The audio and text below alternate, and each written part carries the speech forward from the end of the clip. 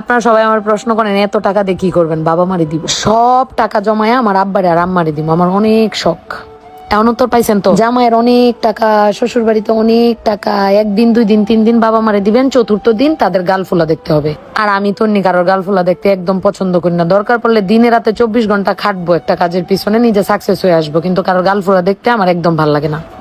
এই জন্যই আমি মেইনলি নিজের ইনকামটা করতে চাচ্ছি। এত কষ্ট করে বাবা মা ভার্সিটি পর্যন্ত পড়াইছে, ভাইদের সাথে সাথে ভাইদেরকে জানা খাওয়াইছে, আমার তার চেয়ে বেশি খাওয়াইছে। তাহলে আমার কি দায়িত্ব নাই যে বিশ্ববিদ্যালয়ে পড়ে এখন ধরেন শ্বশুর বাড়িতে যদি আন্টি বান্টি গুতাই, কোনো টাকা পয়সা ইনকাম না করি, তাহলে আমার বাবা মারে যে আমার অনেক শখ আছে, সেই শখগুলো আমি পূরণ করবো কই থেকে? সেই টাকাগুলো আমি পাবো কোথায়? এই সব কিছুর জন্য আমি ইনকাম করি, আমার ইনকাম করতে ইচ্ছা করে। এই যে এখন দেখেন মেক্সি কিনতে গেছি না, এটা আমার ভাবির জন্য কিনতে গেছি, আমার বড় ভাইয়ের বউয়ের জন্য। এই যে আমি নিজের টাকা দিয়া সবাইকে সবকিছু দিতে পারি, আমার অনেক ভালো লাগে। আমার ভাবির বাচ্চা হবে, এইটাও আমার মাথায় ছিল যে আজকে সকালে রান্না বান্না করে 11টার মধ্যে টেবিলে সব গুছায় রেখে বের হয়ে গেছি আমার পারিবারিক কিছু জিনিস কেনার জন্য। আর এই যে প্রথমে যে বাস দেখলেন, আমি এগুলো সব সময় মানে দেখাই না আপনাদেরকে, আমি কিন্তু বাস রিক্সা সবকিছুতে যাতায়াত করি, আমাদের নিজেদের গাড়ি থাকা সত্ত্বেও। অনেকে এগুলারে মনে করবেন যে বেডি দেখায়, না আমি জেনুইন এরকম। নাইলে 6 বছর হয়েছে বিয়ের, এতদিনে কি আমার অভ্যাস পাল্টাইতো না? বড়লোক স্টাইলে কি চলতে পারি না? আমার কেন বাসে যাইতে হবে? 6 বছরে কি আমি বদলাইতে পারতাম না? আসলে না, আমি কেমন জানি, মানে আমি আপনাদেরকে হয়তো আমার আমি কেমন এটা বুঝাইতে পারবো না। আর এই নিউ মার্কেট জিনিসটা আমার আত্মার সাথে রিলেটেড। ঢাকায় যখন আসি ভার্সিটিতে, প্রথম আমার ঢাকায় আসা, তখন থেকে সেই 2017 সাল থেকে এই নিউ মার্কেটে শপিং টপিং। সো একবার করে নিউ মার্কেট না গেলে আমার মানে পেটের ভাতও জমায় না।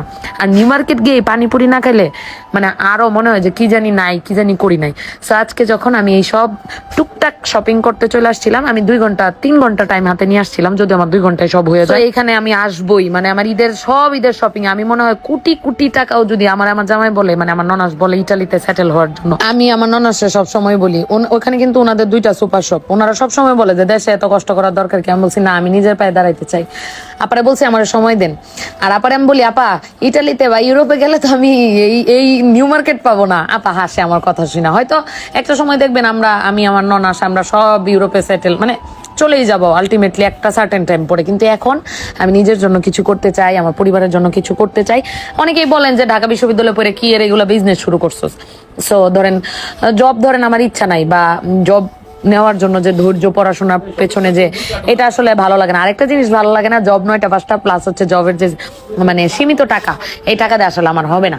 ব্যবসায়ী, সেটা আমি আইসা দেখলাম ব্যবসায়ী পরিবারে ঢোকার পরে যে ব্যবসায় লাভ লস আছে ঠিক আছে, কিন্তু ব্যবসা একটা মজা হচ্ছে কারোর আন্ডারে থাকতে হয় না, নিজের মতো করে নিজের সময়টা কাটানো যায়।